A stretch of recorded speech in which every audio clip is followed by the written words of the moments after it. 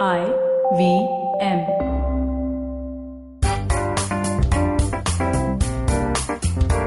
Hi.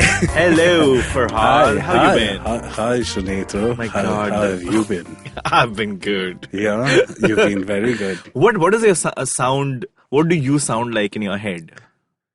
What do I sound like in my head? I sound amazing in my head, but to actually hear my own voice is a little.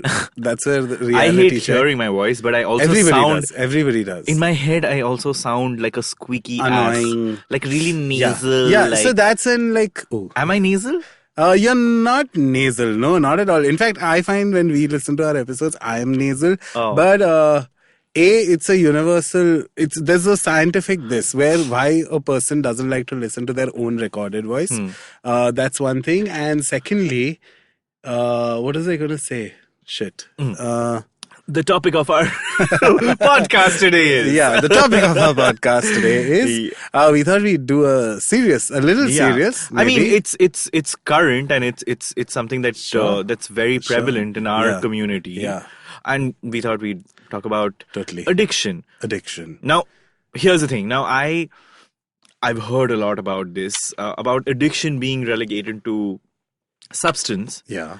I feel like it goes beyond that. Maybe we can't call it addiction, but I think if we unpack addiction and obsession Okay. together, because I think that would be a wholesome chat. Sure. Yeah, sure. let's do that. Addiction and obsession. Yeah. Which is basically Mark Wahlberg's 1990 movie, The Fear. Wow. Okay. When you say addiction, what do you mean? Like drugs or Of course. Substance. Okay. You know, uppers or I have downers. some experience in that. I've lived a fairly clean life, but for me, that's what I've seen people go through this. I've seen family members go through substance especially abuse. when you're a part of the community.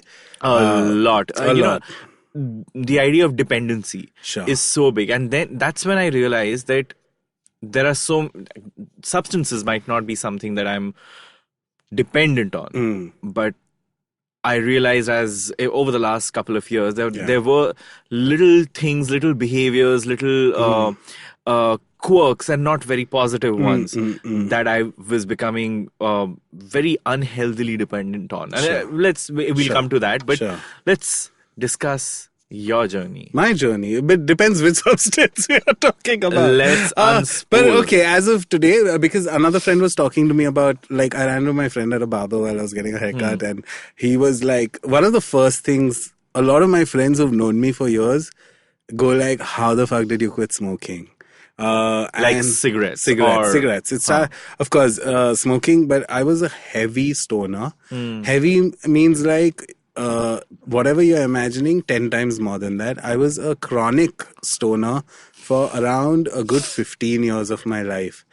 And I'll start with cigarettes, at least a little life update. Just because I spoke to my friend today, I found out that it's been 1 year, 9 months and 12 days since I smoked my last cigarette. God, that's so cool. It's such a good feeling. Yeah. It's such a good feeling. And you know why it's a good feeling? Because nothing has changed. When you're a smoker and you're living as a smoker, you keep thinking like, this is it. This is my life and I'm never going to quit. And this is how I'm going to die. And I'm going to end up as a statistic and all these fucking horrible ideas all the time. But wow, now being on the other side, and sometimes there's always that fear that, wow, I will start smoking again at some point. Like, but was there ever a trigger to start smoking, or it's just like teenage smoking, you see friends? I don't know if there was a trigger. Yeah, it wasn't. No, in fact, I'll tell you what, my journey was so random because I'm Parsi, so we worship fire. So cigarettes are a big no-no. Cigarettes are a big no-no because it's fire, and in fact, alcohol is something I get made fun of because I was never into alcohol. And you still don't? I still don't drink. I'm a very very rare. Sometimes if I want to make my environment more bearable, I will have a shot here or something. But otherwise, I don't drink. And I remember clearly when I was around 14, and this is around the time when your friends are starting to nick a little alcohol from your dad's cupboard. And whatever. I just used to see my friends and then they would vomit, and then this is like all these teenage crushes are not happening, so they would like be devastated and cry, oh mere ko chhod ke chali gayi bro. And then they would like drink and then they would vomit, and I just found it so weird. Alcohol, like I was like, what the fuck? But back then also, when I used to buy machi, one day my machi wali, I found out, is also a weed dealer. She used to also sell weed, so she asked me, वो भी माल चाहिए क्या, something in Pune. This was in Pune, and I said, yeah, sure, okay. So that's it. I remember that set my friends are all alcohol and I was the only smoker. And that's the thing, so much so that I used to not smoke cigarettes for another 3-4 years. I was a stoner first. I used to just crush weed all the time, and I would smoke it, and it was so weird. And then, sorry, I skipped one part, which was I used to actually, before all of this, used to be that person when my friends used to smoke cigarettes and drink, and would you be like, I would, gee, what the fuck, look at your health. Yeah, and I used to do that. I can't believe I was that person. I was I grew up as a pretty control freak kid. Like, massive strains still remain. Okay. Obviously a large, a lot to do with struggling with my identity, not struggling with my sexuality, but identity and coming into my own. And as a result of that, I refuse to partake in anything that conceptually would mean me losing control. Okay. I've not had a hangover. You found a plus side to being a control which is freak. True. Which is true. As like till date, I'm 32. I've not had a hangover till date. Okay. Because whenever I'm out, and I like drinking, and I have a tunky capacity if I want to. Okay.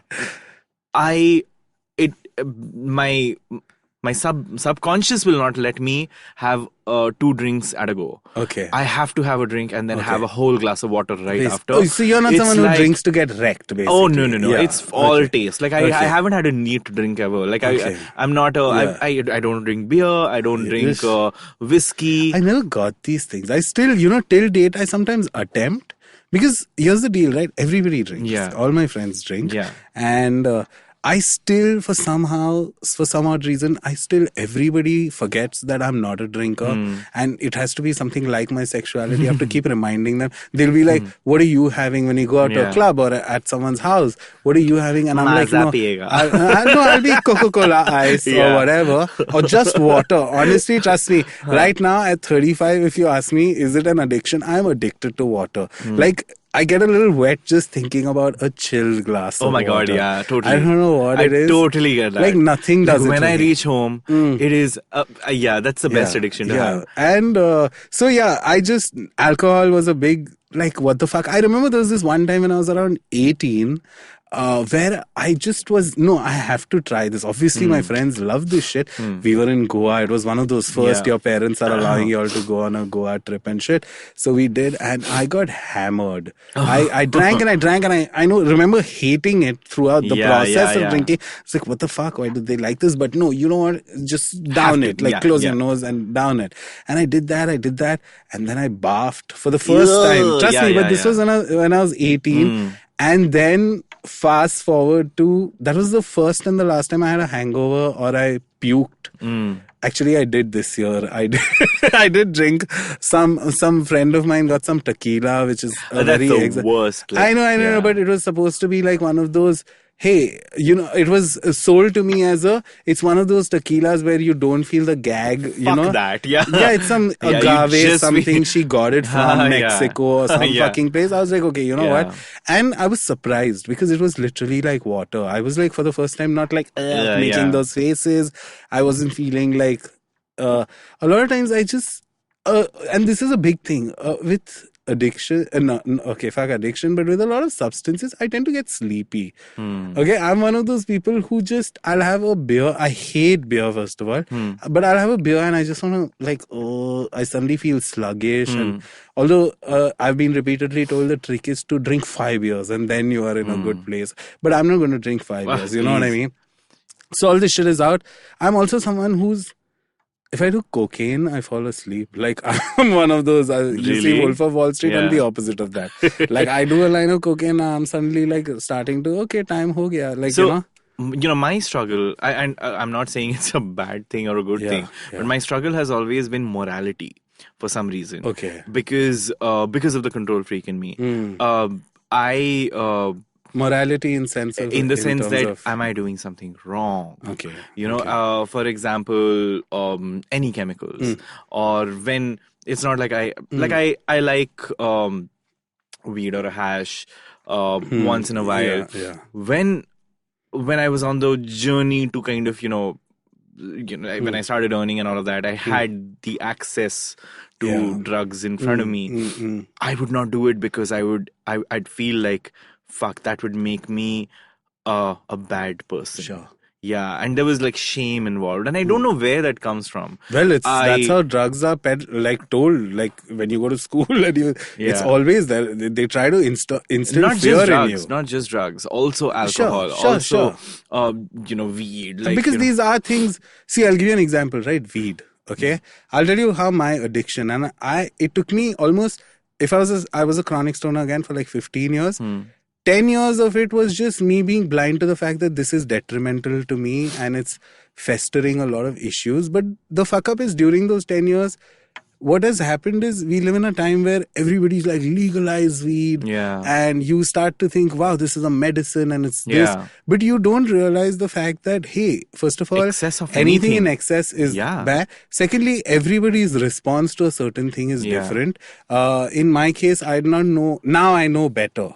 But I remember those 10 years, I was just like, and I've noticed, having had a couple of addictions over the years, what happens is any chemical or any substance will try to become a part of your routine. And then you feel like that routine you can't do. I'll give you an example. So if it's cigarettes, let's say your morning shit cigarette, you shat all your life without a cigarette. Why now? Why? But now it's like, once you become a smoker, you're like, oh my god, clear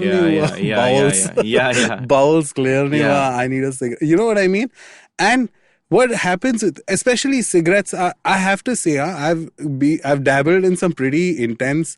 Again, I've not gone heroin and meth and all yet. Tried.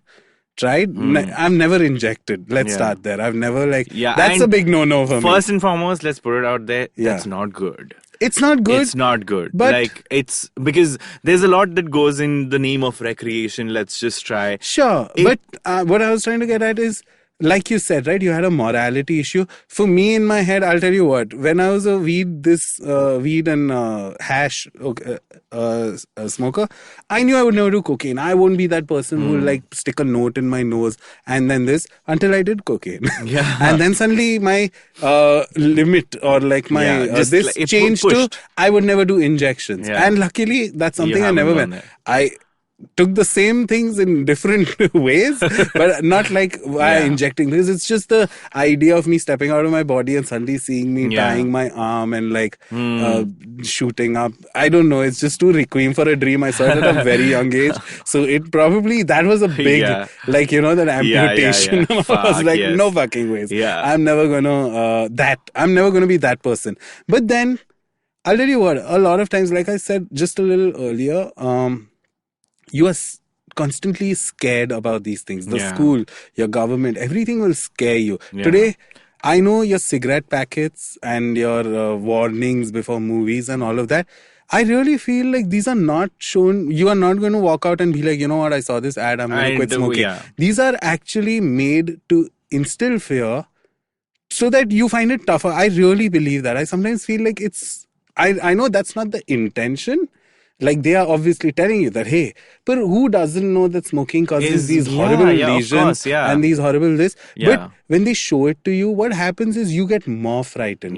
And I've been clean right now. This is the first time in my life I'm ready to go to a doctor at any given point and I can give a test and I'll be clear. You know what I mean? But I just know that a lot of times what happens is, there are levels to any sort of this. So whether it's smoking, first is the fear. Second is the mere ko nahi hoga kisi aur. This happens to someone else. It doesn't happen to me. That's the second. And in all of that, you start realizing that you develop a lot of voices in your head. With any addiction come a lot of voices. And I don't mean in a schizophrenic sense. I mean, there are things that justify everything you do. This New Year's, I will. This, you know, I'm full right now. I'm fucking full. Like for example, sometimes on a vacation, I've dabbled in some chemicals, which and very like low grade. See me. I'm here justifying it. I'm like not too intense. And that's me all the time. I'm always telling myself, you've done a little, but just a little. You know, you've not done too much. And I'm constantly that person to the point that I've never scored in my life. Like nothing. Okay. Like except for poppers. Okay.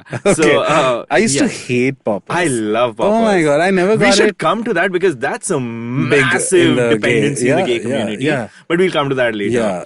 But coming to chemicals, weed, I'm a communal smoker. Get it.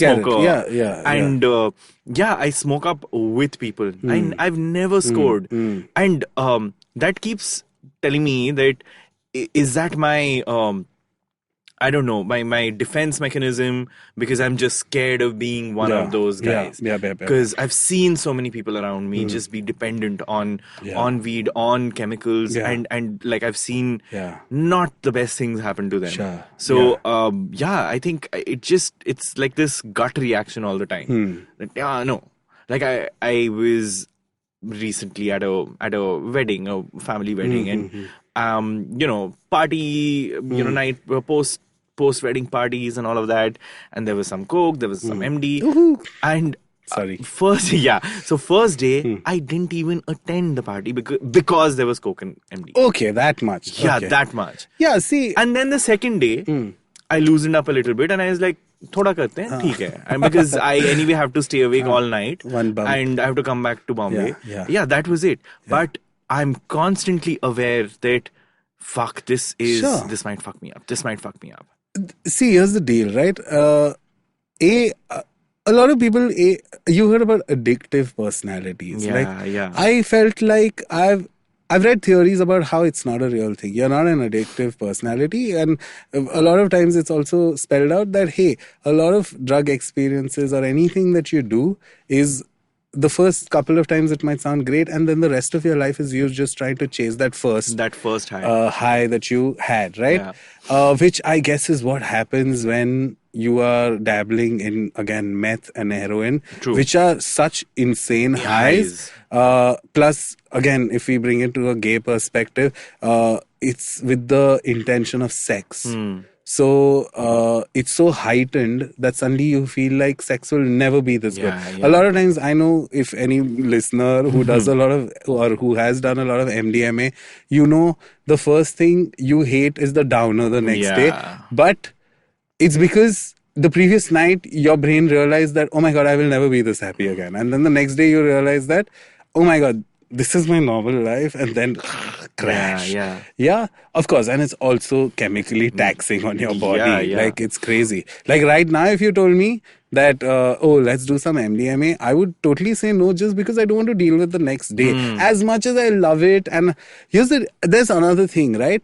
I feel like I had a beautiful, except cigarettes and weed. Honestly, I have to say, I've done coke, I've done MDMA, I've done you name it. Except heroin and meth, I've done it all. I've done GHB, I've done amyl nitrate, you name it, right? Amyl nitrate is poppers. Poppers. But there was a time where I used to carry poppers in my pocket. It's not a party drug, it's a sex drug. But I would go to parties and I would keep sniffing on it for the 20-minute or 10-minute rush. I don't know what it used to do for me, but I would. So, what was I saying?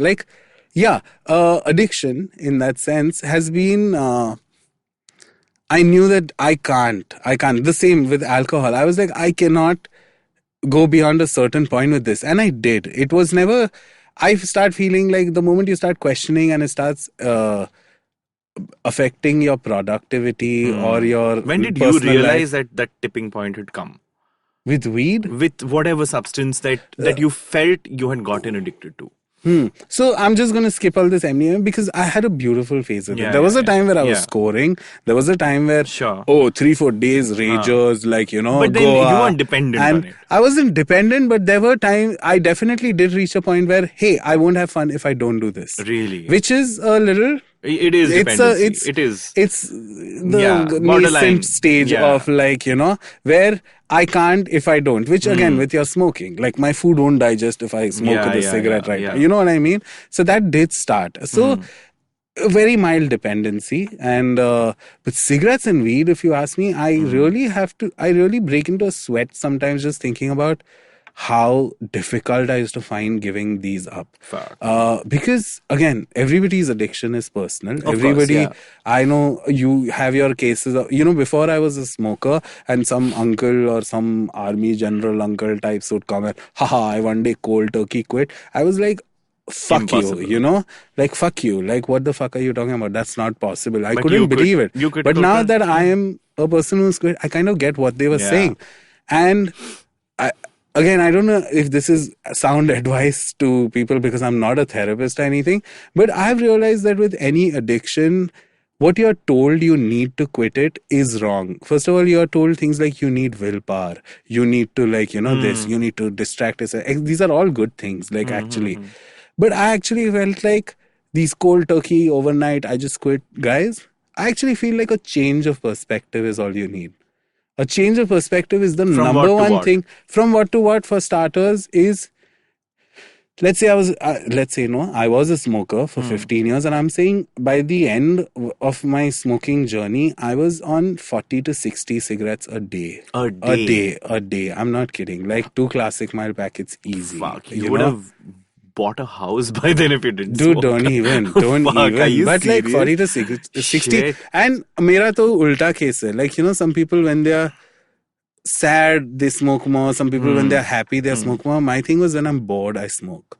And I'm bored a lot. I get bored a lot. So I would smoke and I would smoke. And I'm not kidding. It reached a point where my carpet, my cat, my bed sheets, my everything would just reek of cigarettes, like, everything. Right now, if I sometimes walk into my room, I still subconsciously feel like my room is stale cigarette smell, but no, I've enough like aromatherapy has happened in my room to like, that's a non-smoker's room now, but fuck that. What I'm trying to say is, those were my big ones, smoking and weed especially. Again, because it was my friends love it, they are so productive on it. And I'll tell you what hit it for me was when I got my bipolar diagnosis. When I was 26, 27, I got my first bipolar diagnosis.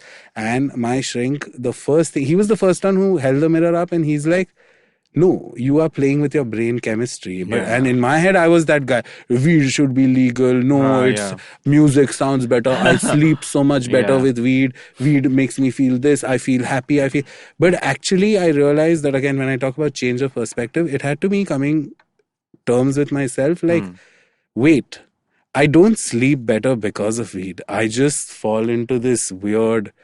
I've got so stoned now, my brain's like shut off. It's not like none of it what I was telling myself. So again, true. I keep zooming out. And what I'm trying to say is you have to at some point come to terms with the fact that if there is something your body is rejecting and your mind is starting to tell you. Be open to that. Like listen to. Not listen to that. The thing is you fight that because there's another side again that's telling you that, okay, tomorrow, next day, it will eventually, you know what I mean? No, even listening to your body. I'm saying listening to your body is so important because I think this was when I turned 30 and by no means this was an addiction. But I used to be on shoots and once I turned 30, I had like this existential crisis and which we'll talk about in another episode.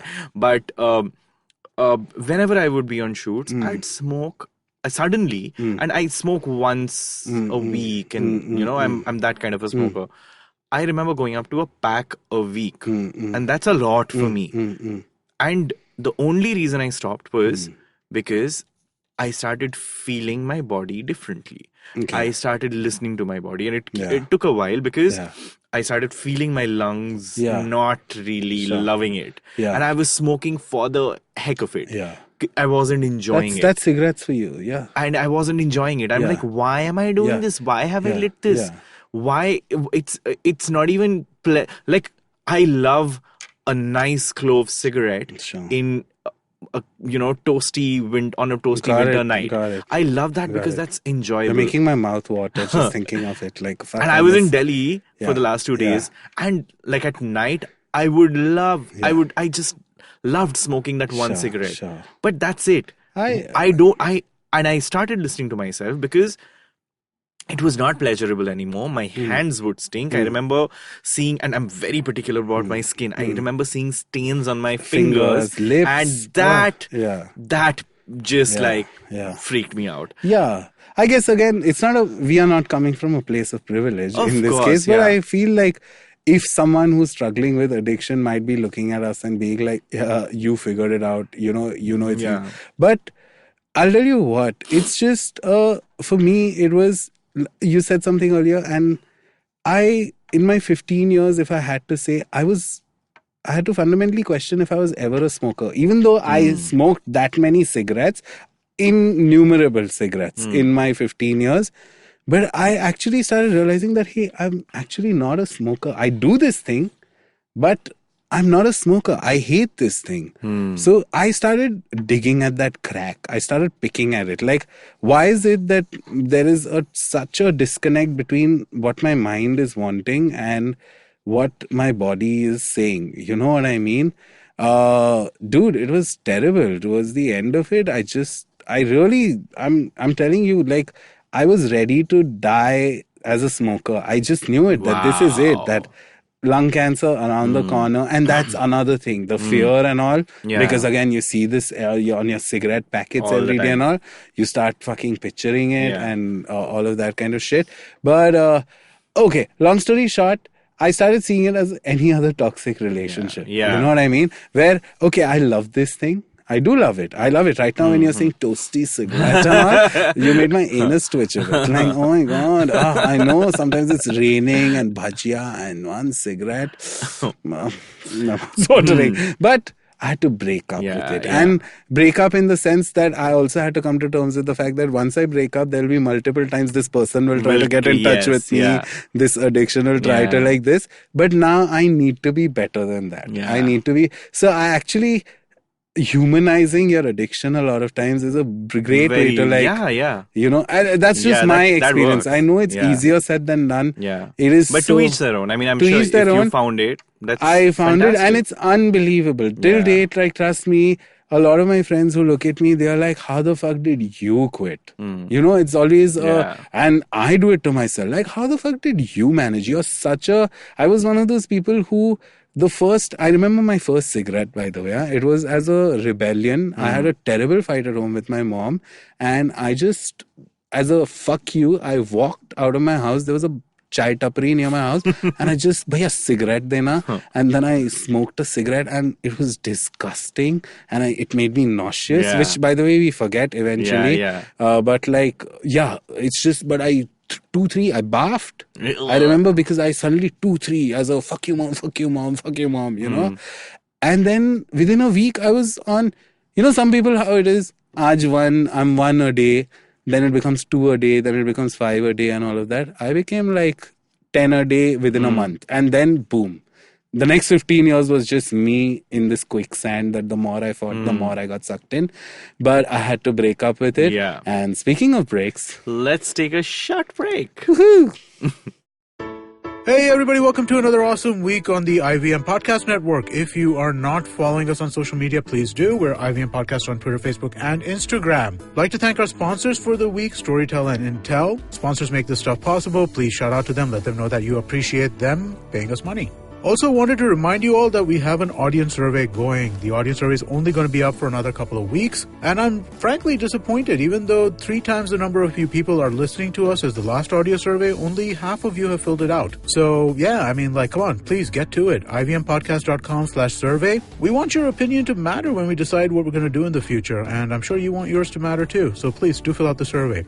A quick note, one of our favorite shows, States of Anarchy, hosted by the awesome Hamsini Hariharan. This show is going to move to a fortnightly schedule starting 21st January 2020. Keep listening to it. It's a great show on global affairs, foreign policy, and more. On Cyrus Says this week, Cyrus talks to YouTuber, actor, and comedian Sahil Kathar. Sahil talks about the discoverability of artists through YouTube, playing Syed Kirmani in the upcoming film 83, and watching Cyrus on TV while growing up. On Postcards from Nowhere, Utsav talks about Vincent van Gogh and how the color blue is extremely significant to the people of Uzbekistan. On Paperback, Rachita and Satyajit talk with the duo Aditi Guha and Sandeep Ramesh about their love for storytelling and their different evolved tastes for books like Eat, Pray, Love on one hand and Sapiens on the other. On Litnama, Lakshmi is joined by author Jane Borges, who talks about her novel Bombay Balchao and stories of Mumbai as they weave through her life. The Simplified Gang is back with the last part to their 2019 recap. Join Chuck, Narayan and Tony as they talk about Amazon, Brexit and Gully Boy. On GAYBCD, Sunetro and Farhad talk about their identities within the queer community of their respective cities and how it has evolved as they moved from one city to another. On IVM Likes, Abbas, Ritika, Alika and Antarish talk about their pop culture resolutions for this year in 2020. On What a Player, Mikhail went for the India-Australia match at Wankhede Stadium. On Tuesday, have a listen to Siddharth and Mikhail talking about the experience. On Pulya Bazi, Pranay and Saurabh discuss the future of electric vehicles in India with Rahul Raj, co-founder of Inverted, an energy storage company. On our Kannada podcast Thale Harate, Sudha Narayan and Dr. Lohit HD join Ganesh Chakravarti to talk about the many lakh canine residents of Bangalore. And with that, let's get you back to your show. Okay, so talking about addiction, and I think one of the things that plagues the community is high fun. Yeah, chemsex, high fun. Chemsex. And chemsex is so good, you know, like chemcho. Chemcho, ekdam sex true. Love to all the Gujaratis listening. Okay, yeah, that is shocking. And the number of people and then how young people start today, it's shocking. Yeah. And again, I know people might think, again, coming from privilege, just because I haven't, suffered, indulged in or suffered from an addiction. That's why I'm saying this, but that is something that fucks you up. And we have to be very, very careful as a community because it's so readily available around us now. And it's the worst quality available for very, very cheap. It does horrible things to you. And I don't know how... so I'll give you an example. Not just horrible things physically, but you put yourself in an environment where whether it's STDs, whether it's all of high it. risk. But see, I immediately want to stop right there and be like, whatever we are saying is something that I know if an addict, or I don't want to call them an addict, someone who's struggling with this, I know we are only scaring them more. Yeah. What I would rather focus on is everything that you do should be a introspection into, are you displaying self-destructive behaviors? Because let's fuck weed, fuck cigarettes, fuck everything. Today, I have to say, if I have one addiction in my life, it is food. Yeah. And it's my oldest addiction. Since I was a child, the way my relationship with food, if I have to think, I have no, I am one bucket of fried chicken alone, one whole cake by myself, one tub of ice cream by myself, and then feeling miserable and this and all. But I at least now have the knowledge of when I'm doing it, that this is coming from a place where I want to hurt myself. You know what I mean? I'm doing it to hurt myself. Again, I'm a work in progress. Is it you wanting to hurt yourself, or is it you wanting some alien pleasure, which in turn helps? That's the thing. The pleasure is only momentary. Obviously. When I bite into a good hot piece of fried chicken, I know it's immediately my brain's fuck you. But amazing. You know that it's... But I know the moment I'm done with that bucket, and the little cornflakes have started dissipating oil in my stomach, I know why am I like this? Yeah. And then the guilt tripping starts and the self-this starts. And you need to, again, whatever you're struggling with in terms of addiction, you need to start immediately fast-forwarding to the fact that, hey, I do this because I intentionally want to put myself down. And then whether it's coming from a place of self-worth, whether it's coming from a place of self-hatred, self-harm, a lot of times, this is self-harm, in different ways. This is systematically... Today, I remember someone told me that smoking is systematically poisoning yourself. You know what I mean? And when I see it like that, I get it. It makes sense, Yeah. How is it different from suicide, right? Today, if I'm smoking 60 cigarettes a day and I'm not just putting a noose around my head and hanging myself, but I am eventually investing in that through cigarettes. You know what I mean? So... another point is that this whole idea that we all, obviously, we understand sometimes we understand what's good for us, sometimes we don't. We put ourselves in high risk situations consciously, and sometimes we don't. That judgment, coming to me, that judgment has wavered. Sometimes me, having bareback sex or getting into, orgies or whatever. It has happened because of substance. I remember there was a friend who was visiting from, used to stay in Germany, and he was visiting me, and he had poppers, and that was my first taste of poppers. It was 8 years back, and I never had a whiff of poppers before. And obviously that was the first time around. It's so it's a high, it's amazing. And I remember having just I didn't have a condom on, and I slut around, he sluts around, and I can only imagine anything could have happened, anything could have transpired. But we had bareback sex. I fucked him, and I just didn't feel the control freak side of me. Just wasn't there. Similarly, other situations, I've allowed people to do things to me under the influence of a lot of alcohol. And that, I think, is a big question we need to ask ourselves. And it's just about how much. Is it worth it? Do you love yourself? Of course you do.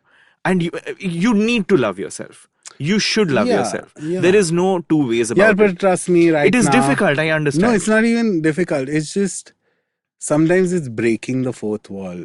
These are things, loving yourself and all of that. Today, fundamentally, I'm telling you right now, if in any room in Bombay right now, someone is partaking in chemsex, wherever, they know they are not supposed to do this. But it's just they found themselves in a situation where they are repeatedly making the same mistake again and again and again. And I'll tell you what, I remember how I'm an inquisitive person. I chat with the massagers. I chat. I don't meet, and sometimes I will. I will meet just to coffee, just so that I can ask them questions what is it like? What is this? So I'll tell you the kind of people I've met. I've met massagers, which is basically just a fine, I want a massage, but I don't want to jerk off this because that would really make it a grinder thing. I just want to know how do you just for $2,000 this and all. And sometimes when it's on Grinder, I will ask them. I had this conversation while I was bored in Pune. A masseuse was near my house, and I said, "How much do you usually charge?" And none of this is coming from a place of judgment or derogation. I genuinely just want to know what are the lives they're leading. And he said 2,000. Which is nothing, by the way. Please, if you're a masseuse out there, charge way more. Way more. That should be your massage charge. That's exactly. It. And so then I you said, have to massage a dick, is... please. Let it be a lot more. I was like, what all is involved? And he said, usually happy ending, whatever. I said, is sex involved? And he said, yeah, blowjob, fucking and all in 2,000. I said, okay, I don't mind giving you extra. Okay. Can you come in my asshole? I asked him this. And he said, how much extra? And I said, 2,500. He said, okay. You know what I mean? Again, no judgment, please. I totally get it. I know for whatever fucking reason that will never be known to me, this person is doing this in his life. Yeah, of course. And okay, man, okay. But I can't help but feel like, hey, you're putting yourself just for whether this money is for whatever reason, right? If it's some market operation ke liye main ye kar raha hu, whatever it is, it can be anything. Are really playing with fire, this is just one. And I'll tell you what, once ages ago, when High Fun was starting to become a thing, it started showing up as a HF on Grindr and all.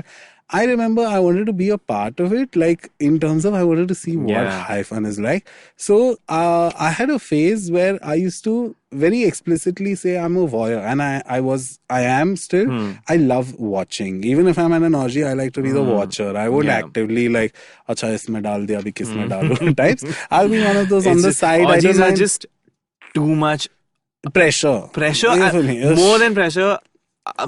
It's those attention places, deficit. Oh my god, this wasn't that person. So this you said control freak. I'm not a control freak at all. But in orgies, I feel I can't oh my god, concentrate. What am I supposed to do now? What am I? I want to concentrate on one or max two people. I established earlier two is that max. I'll be in the corner and maybe, okay, I'll play with myself Yeah. a little while watching all of this. Maybe I'll like, idhar kya close-up of penetration. I'll do that Good much. job. But I'm not one of those who's going to like, okay, who's next to sit on my dick? I'm not one of those people at orgies. So much so that I don't go for orgies anymore. I find them very weird. But fuck that. So once there was this couple. I spoke to on Grindr, and basically they wanted to have high fun, and they were looking for someone who had stuff with them because they were out or broke or whatever it is. And I said, I only have weed and hash. So is that okay? And they were like, okay, chalega. Kuch nahi hai, to chalo weed hash se we'll get high and have sex. And I ended up. It doesn't work. I know, it's not the same. But I ended up at their place, and now here's the thing. They called another guy who had stuff. He had meow meow, if you remember. Oh my God. Which I've done, by the way. Not in a sexual context. Yeah. I just, kiska chabi leke thoda bump kiya, which was like, I don't know. It's like the watered, sasta version of MDMA. It was terrible. It was terrible. So suddenly I'm in this room. There are 3 people. One's come with meow meow. They all have done meow meow. They asked me if I want to do. I was like, no, I'm fine. I'm high enough and all. Okay. And now I'm seeing these 3 people, and I specifically remember that was the moment I knew I wouldn't do high fun. I'll tell you why. It was sad. It was very sad because I know in their heads they are having the best sex of their lives, but to watch it as a sober person, gory. you're like, okay, first of all, his dick is not even erect, but he's trying to ram it in. But in his head, he's got a raging boner and he's fucking this guy. First of all, that. In their head, this is going on for 45 minutes maybe, but actually it was like a 3 minutes mein ho gaya. It was like a sloppy. It was just so sloppy to watch. And again, because they were high on chemicals, they were tweaking and, so the way their eyes were and the way their facial expressions were, it wasn't fun to watch. And so, but again, I was there for the story. I do a lot of these things just to like, okay, now I can say this. Like, this is what I felt about it. And for some reason, that one trip, that one little moment in my life, I just thought, no, I can't be this twitching. Fuck me, faster. When actually, in reality, when you're actually not high and you're watching this, it's actually very sad. It's again, no judgment. No, it's not even about judgment. It's just like, I get it. Why it feels like, like, I'm a god, I'm fucking coming, like, balti bhar and all of that. But it was just actually very sad to watch. And I get it, this whole, also the whole pipe and tying your arm and like tapping and then syringes. It's just, I've watched like, way too much, Train Spotting and Requiem for a Dream to Queer as Folk. I remember this the whole Scott. Emmett. Emmett, Scott. Okay, Scott. Yeah. His entire journey. The most sober, sweet guy. Yeah. And here's the thing. It was so... I'm so happy you spoke about that because it's a thing that you think like a certain type of people would attract this, but no, my God. I had a friend, trust me, this is a person with 2 PhDs. Okay. He is probably one of the most intelligent human beings I know. Like literally. He had a bad breakup a couple of years ago. And the classic, oh shit, I'm 40 and now I've had a breakup. So again, existentially, he was like, what the fuck, am I going to die alone and all of that? Sure, tried a little. Next thing you know, he was addicted. Like addicted means like, he was lovely throughout regardless. He was a lovely person. He still is. He's actually clean now and he's got his shit together. But till date, when I'm saying this story, I cannot believe that this particular person was a victim of high fun. Like, I cannot believe it because, and then it made me think like, oh my God, like this can really, it can affect anybody with any sort of, it's not like a dumb people do this. True. And again, I hate to even slightly attempt to make a joke out of this, but it is literally filling a void. Yeah.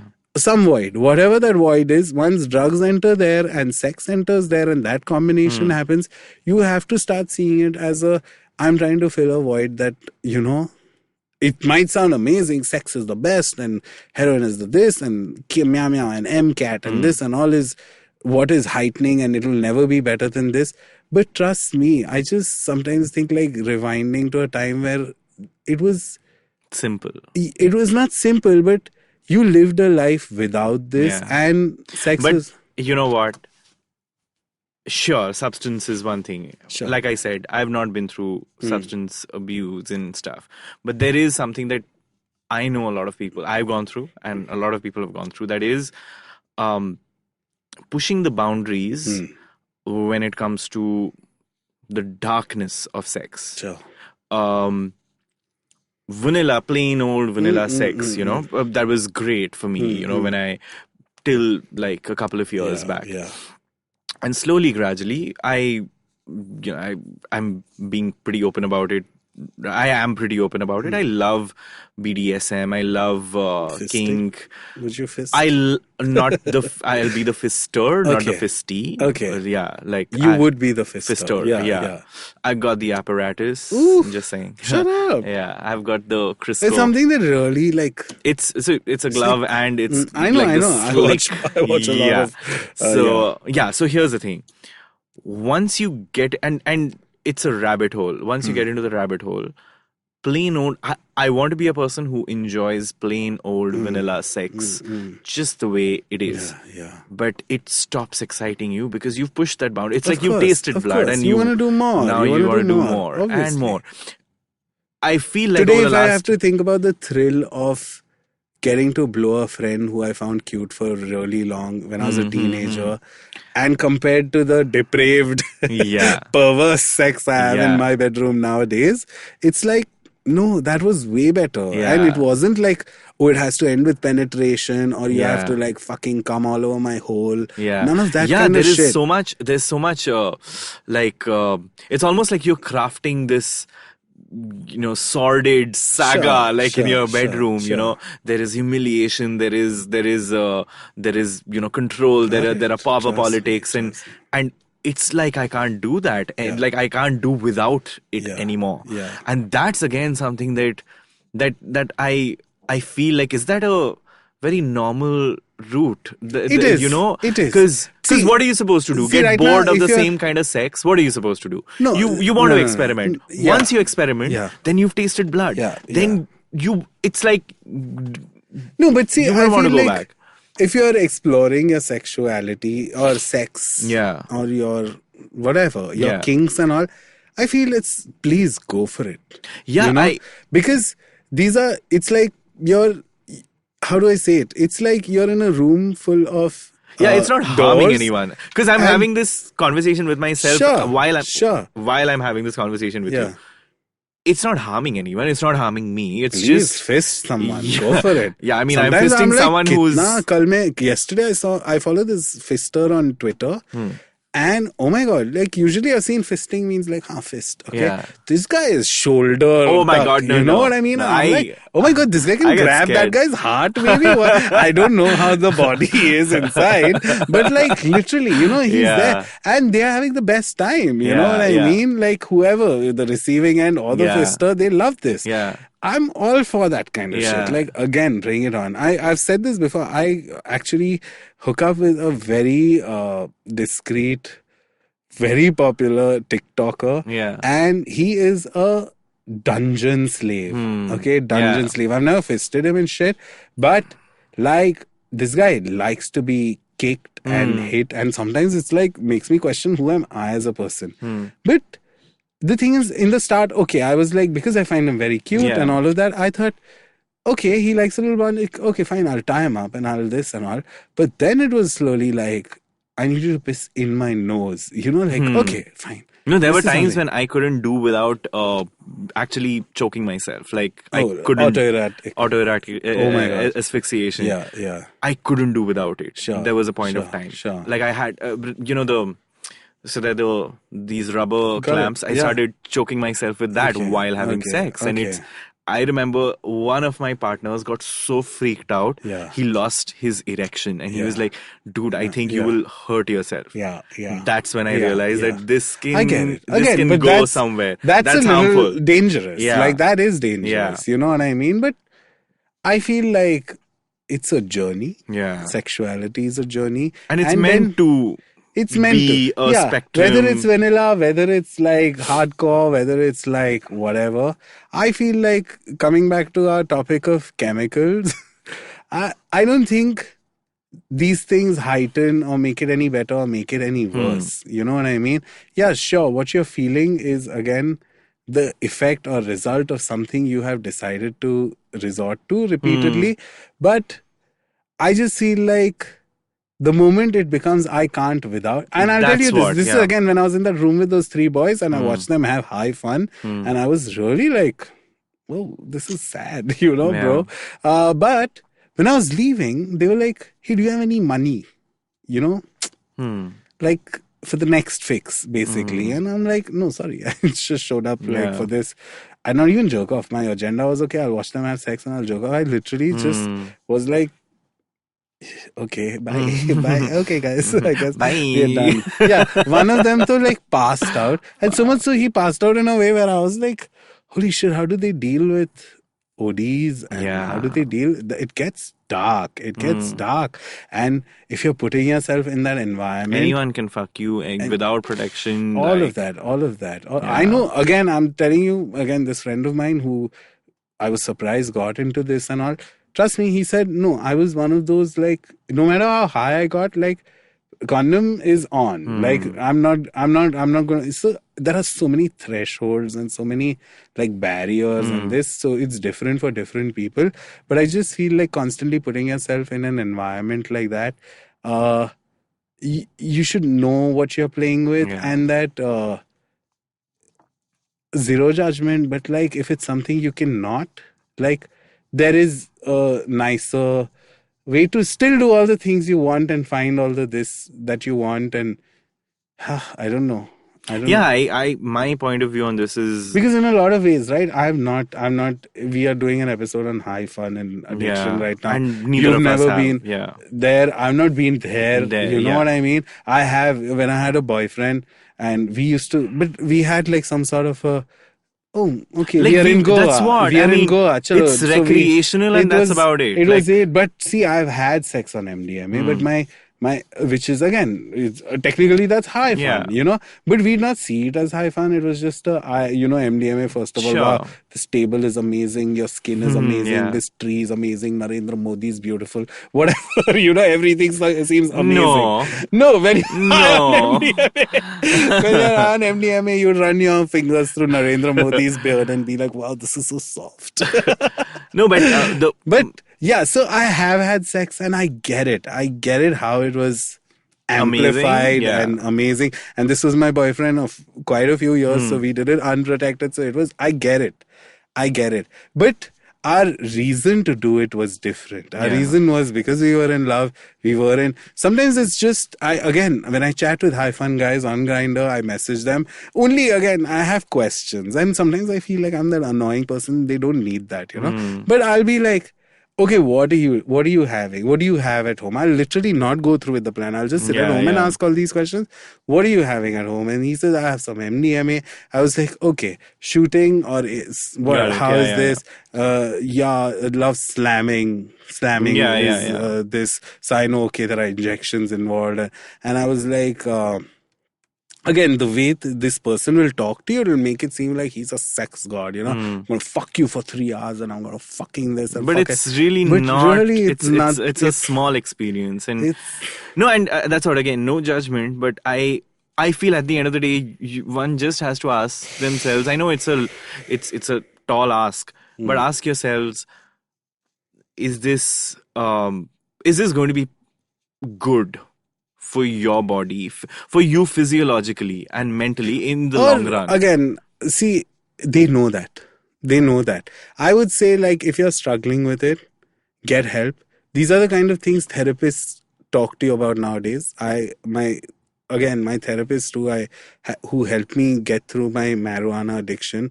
And it's so funny, every time I say marijuana addiction, I myself belittle, like, we are talking about heroin and meth, so but really, when I was in it, there was no way I thought like I could ever live a life without it.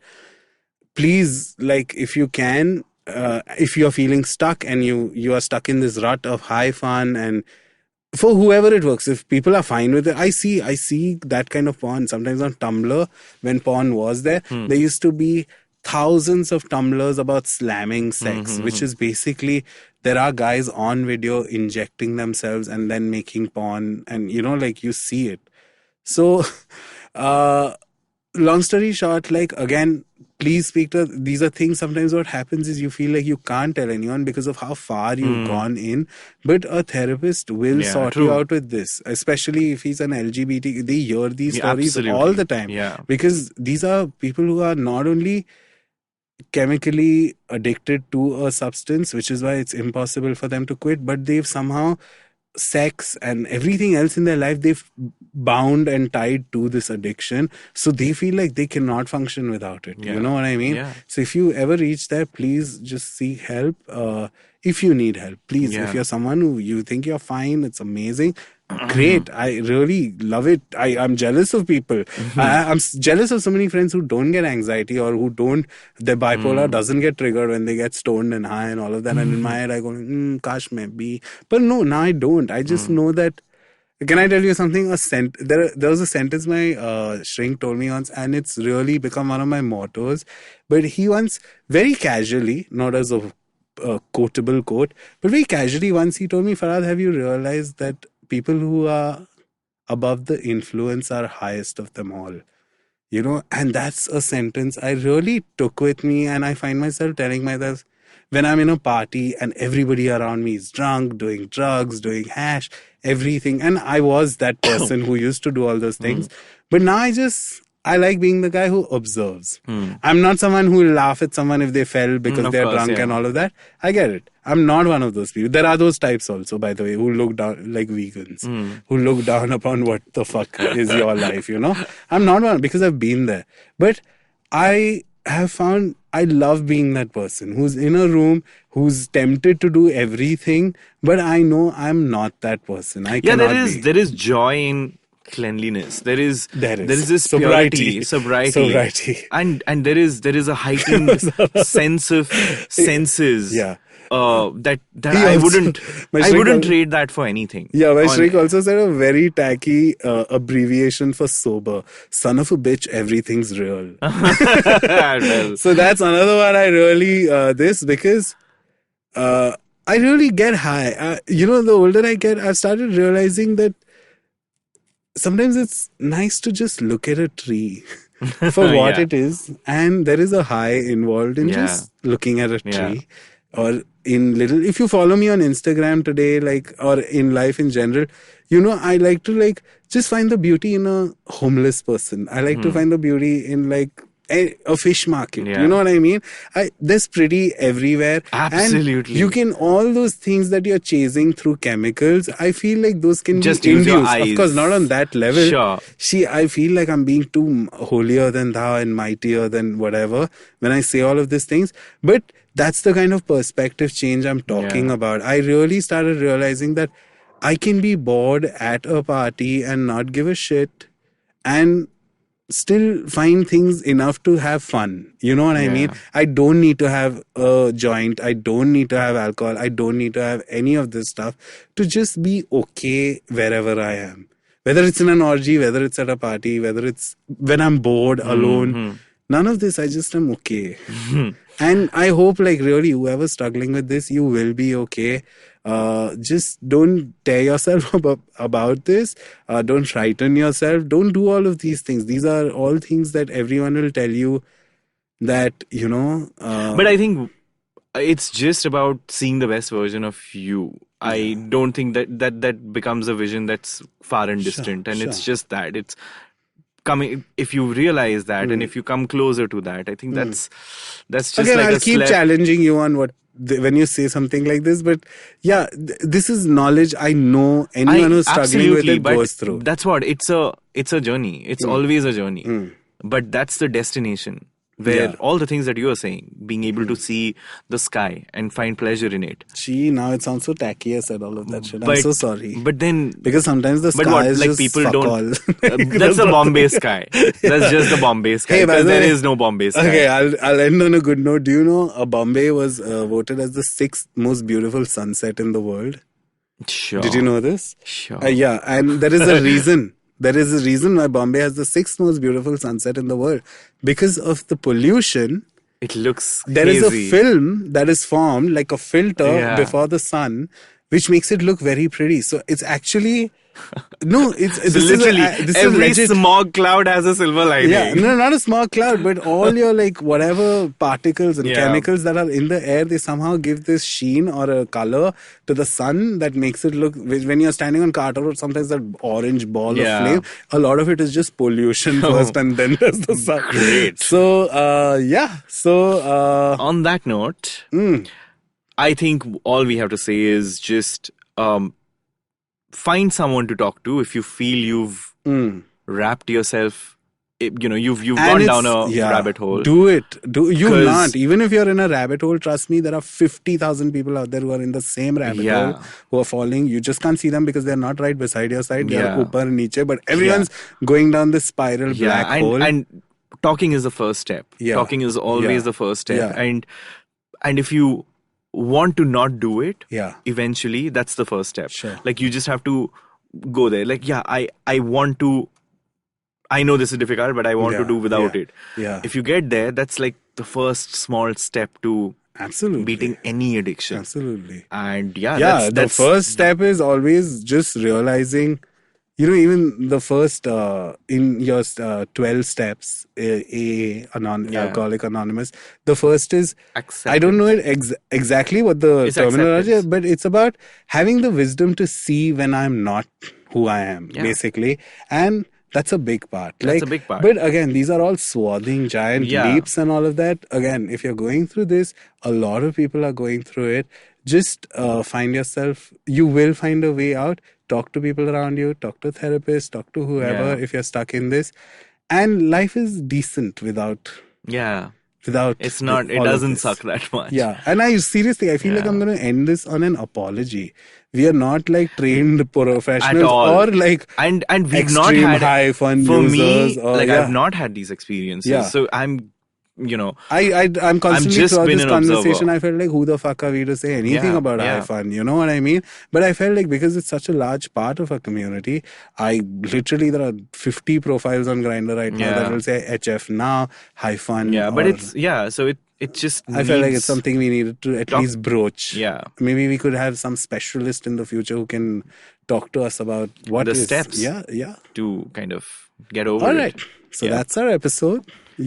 I hope you had fun, not high fun, listening to us. And let us know if there is anything else that you would want us to talk about. And we shall. We should do a Q&A on our this. Like just send us questions and we'll read just it. Answer. I would love to. Love to, because sometimes ye bahut mera story, tera story. I want to Who the hear fuck are we everyone at else. the end of the day? I want to hear everyone's fucking story. Man. Let's do that. Guys, please Instagram send us stories. We know you all follow us on Instagram. You send questions to us individually anyway. So let's do that. Please send IVM. Please send Farhad. Please send me any questions you want. In fact, I'm going to put up a story tomorrow or day after, whenever, but I'm going to put up a story just what do people think about high fun. And I just want to see like what kind of things come. No, I mean let it be other questions. No, Farhad. I don't think it should just be high fun. I think there should be a BY of questions. So Sunetro is no fun. It's no fun. Why should we have like a quick Q&A just about that? Fine. All right.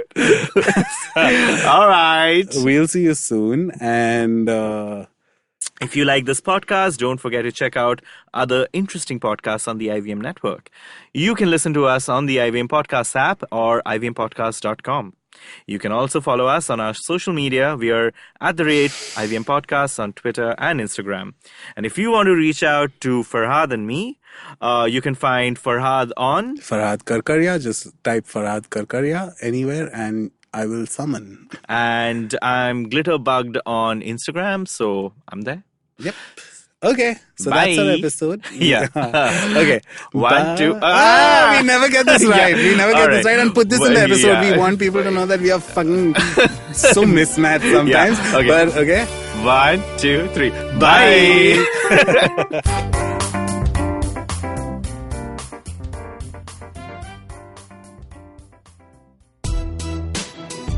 Are you constantly seeking happiness? Wondering how to make the most of every day? How not to let your inhibitions stop you from achieving your goals? It's now time to get your A game on. It's time to unlock your true potential. Tune in to the Empowering series with me, Zarina Poonawalla, to feel empowered in all genres of life. From behavioral skills to management skills. From health to relationships.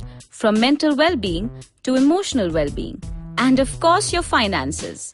I've got you covered. With these tips and tricks from me, Zarina, and true life stories from my amazing guests, you're bound to bring your purest to the table. Tune in to the Empowering series with Zarina Poonawalla every Thursday on the IVM Podcast app, website, or wherever you listen to podcasts. This is the amazing story of something awesome. Once, Chuck decided to start a podcast, and so he did. The end. Okay, that was a crappy story. But I've got some really cool stories over at my new show, The Origin of Things. On this podcast, I look at the stories of how brands came into being and sometimes evolved out of quite unexpected circumstances. And to make it really fun, I reveal the name of the brand and sometimes a category only at the very end. The show is 5 to 7 minutes per episode and perfect for trivia junkies and brand nerds, especially those with short attention spans. New episodes out every Wednesday on IVM Podcasts app or website or any podcast app or site that you happen to prefer. End of story, they lived happily ever after.